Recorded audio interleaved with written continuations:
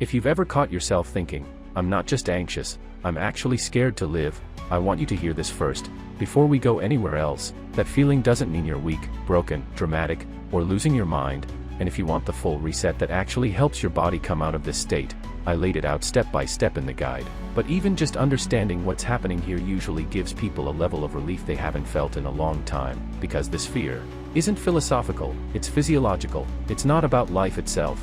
It's about a nervous system that has forgotten what safety feels like. Here's what's really going on. When people say, I'm scared to live, they usually don't mean they're afraid of one specific thing. They mean everything feels sharp, the future feels threatening, small decisions feel heavy, normal responsibilities feel overwhelming, even good things, opportunities, relationships, change, feel stressful instead of exciting. That's not because life is actually dangerous. It's because your nervous system is stuck in a state where it's constantly scanning for threat. And when that system is running the show, the world starts to feel hostile by default.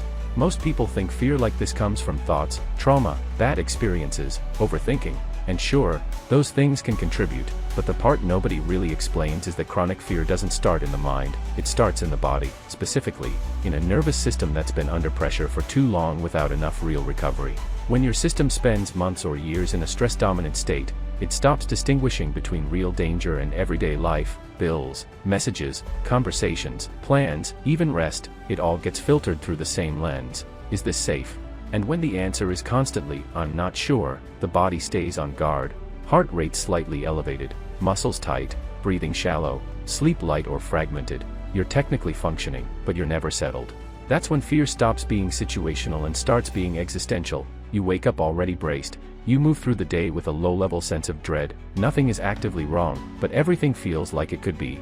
And because humans are meaning-making machines, your brain tries to explain that sensation. It starts telling stories like, something bad is coming, I can't handle life, or, I'm not safe in the world. Those stories feel real, but they're not the cause. They're the interpretation. The cause is a system that hasn't been able to fully shut down and reset, especially at night. This is where sleep becomes way more important than people realize. Sleep isn't just rest.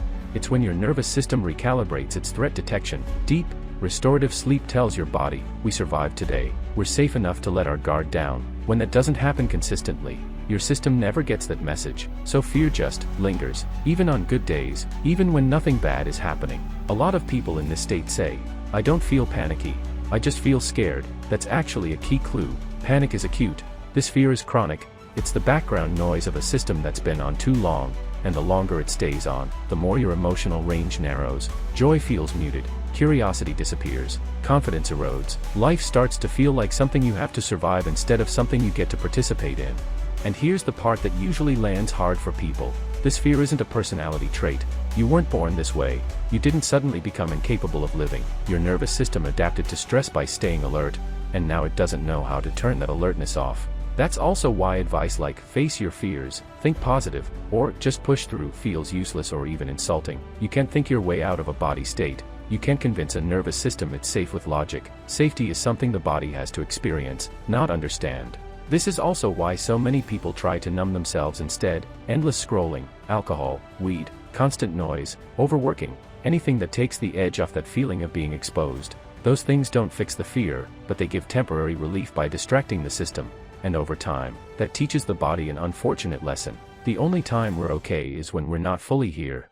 That's how people end up saying, I'm scared to live. Being present feels unsafe, so you either dissociate, distract, or shut down emotionally. You're alive, but you're not really in it. The way out of this isn't dramatic. It's not about quitting your job, moving to the mountains, or reinventing your life. The first step is restoring a sense of safety at the nervous system level, and that starts with sleep, but not in the way most people think. Not just hours in bed, not supplements, not hacks. It's about teaching your system how to actually power down, especially at night, so it can stop treating every day like a potential threat. When that begins to happen, fear doesn't disappear overnight, but it softens, the volume turns down, mornings stop feeling so heavy, decisions stop feeling so loaded. You start having moments where you realize, oh, this doesn't feel as dangerous as it used to. That's not mindset, that's regulation. This is why, in the guide, I focus so much on how the day ends, not just how the night starts. Most people never truly close the stress loop of the day. They stop moving, but their system stays open, so the body never gets the signal that it's okay to stand down, fix the transition, and the whole system starts to relearn safety. And once safety comes back online, something interesting happens. Life doesn't suddenly become perfect, but it stops feeling terrifying. You don't wake up dreading existence. You don't feel like the world is constantly about to crush you. You still have problems, but you're not facing them with a nervous system that's already at its limit. That's when people realize something important. They weren't afraid of life itself. They were afraid because their body had been stuck in survival mode for too long. So if you're walking around right now thinking, why does everything feel scary? Or, why does living feel so hard? Please understand this, that fear is not a verdict on your future.